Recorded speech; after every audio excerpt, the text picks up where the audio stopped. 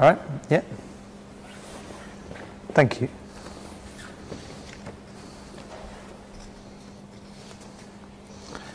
So, first question is, do you see the Ray Park Centre going back to doing outside and commercial training, including other services trainees and specialist training such as instructor courses?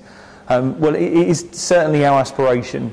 So for those that might not know, the training centre Ray Park is still home to Reigate Fire Station, and we still undertake various different training, and it's also got our engineering workshops that's in that location. We are certainly looking to invest in that training facilities, so there's work already going on around the more modern fit-for-purpose firehouse to make sure that our staff are suitably and well trained. And we're engaging with Surrey County Council partners to make sure that we get that pipeline of investment throughout the whole of the Ray Park area. So that will include not just the firehouse, but also other training facilities, offices, and our classroom facilities as well. So we are certainly looking then to be able to maximise those facilities, to be able to provide not only training for ourselves, but also training for others. And that might well be other fire and rescue service partners, but it could be other private sector organisations that need to make use of the facilities as well, with the premise of trying to generate income on that basis and offset some of our costs. We are looking to include things like live fire training, so just to, I suppose, reassure local residents, the existing firehouse, we undertake fire behaviour and live fire training in those facilities, and we'll be looking to have a purpose-made facility that includes environmental considerations, so things like scrubbing facilities, to make sure that any products of combustion are not released into the local atmosphere. So second question is a bit of an unusual one. If you could be any biscuit, what would you be and why? So straight away I'm thinking about all the biscuits that I like, which is probably not helpful. So if I was to pick one, I think I would go for the Garibaldi. There's a lot going on with the Garibaldi, but in essence it's very resilient and particularly resilient under pressure. And I think they dunk well. Can't recall whether they're actually doing that, but I'm pretty sure they dunk well. And I think for my team, and particularly my wife, would probably say something like a nutrient bar, because they might have the perception I'm always working. Third question, Surrey was once the envy of lots of other services, both in training and innovation. Is that one of your personal visions? If so, how do you think that can be achieved in times of austerity and funding? So that's a really good question, and I know it's come from a colleague that retired last year.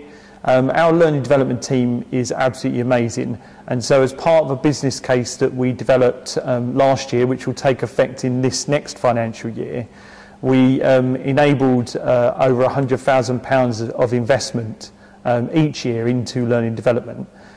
We've also been able to equip ourselves, and they're currently being rolled out now, including the one behind me, 7 new front-on appliances known as the ATs. And more are coming. So they're appropriately named AT because that stands for Advanced Technology. So we are investing in our capabilities. And we're one of the first fire and rescue services in the country to use what's called the dynamic cover tool. And that's putting people and fire engines in the right place at the right time. And we're constantly using that to inform what we do.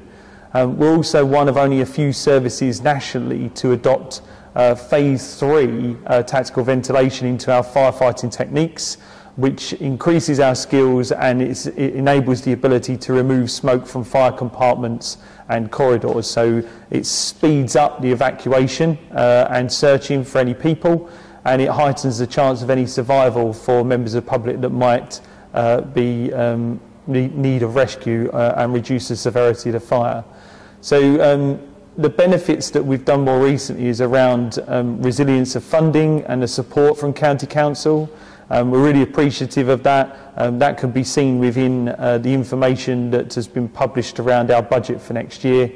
And we're also really pleased about our communications innovation. So examples like this is trying to make sure that we get the message out to not only our staff but also our communities about what we're doing.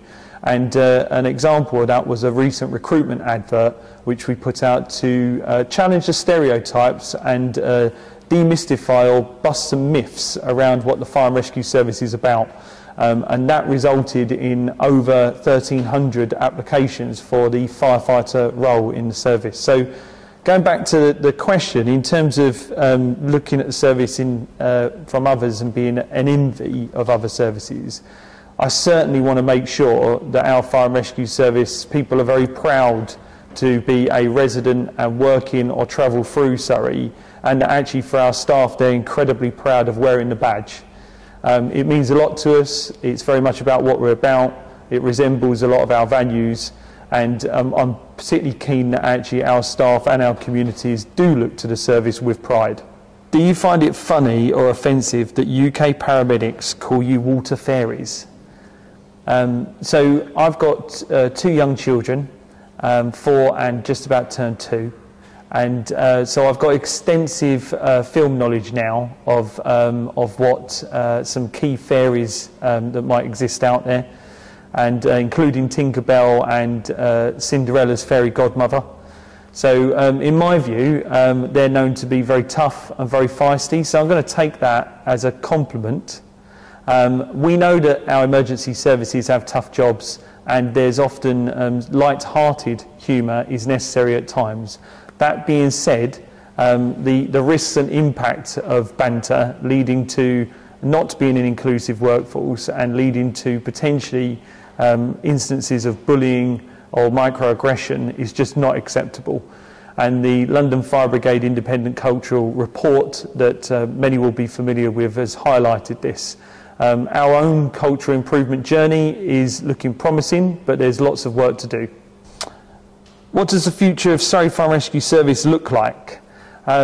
Busy, but very positive. But the future of Fire and Rescue Service in terms of its important priority areas that we're taking forward is all around our cultural improvements, around working with our trade unions to assist us in that journey, and making sure that our workplaces, our assets are fit for purpose, and that includes things like investments in fire stations. So our communities of Chobham and Lingfield will be aware that we have recently concluded a consultation around the development of those new fire stations, redevelopments, and that's an indication of a significant amount of investment in the fire and rescue service.